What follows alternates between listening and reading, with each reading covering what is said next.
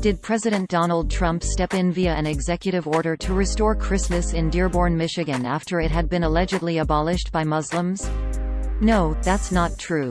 The story was published by a liberal satire website that tries to educate gullible Trump supporters and Republicans about the need to actually click and read links before sharing or liking them in order to avoid being embarrassed by fans of the site later. All the events described in the article are not real. That didn't stop thousands of people from liking, sharing or commenting on it through.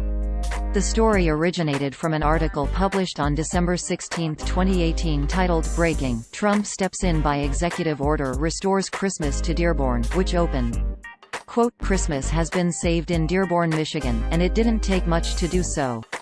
President Trump's spokesman for the Office of Information and Propaganda, Art Tubles, says Rudy Giuliani discovered just how easy it was during a brainstorming session with Alan Dershowitz on how to improperly or properly or possibly not at all bother to interpret constitutional law in a realistic or credible manner. It's simple.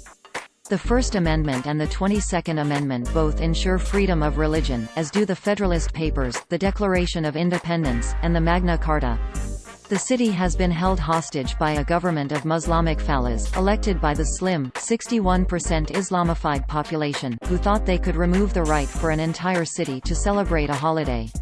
Mr. Giuliani found that a simple executive order under the restorative clause of the 16th Amendment resets the First Amendment, superseding any local, county, or state ordinances or laws in effect.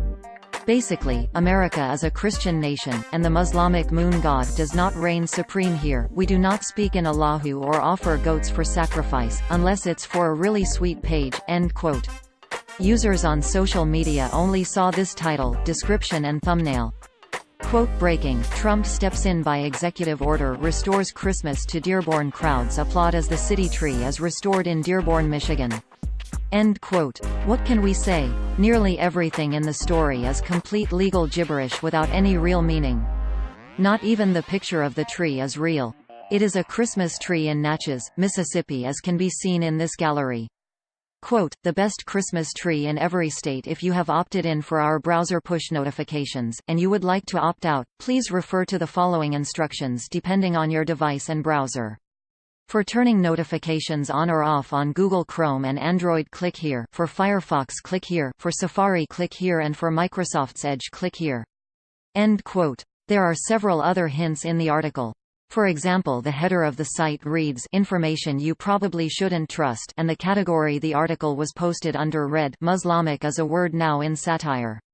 Art Tubles is just an anagram for "bust a troll," the nickname of the owner of the site, and it links to his Facebook profile.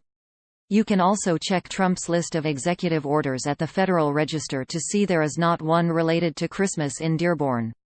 The site comes with a clear satire disclaimer at the bottom of each article.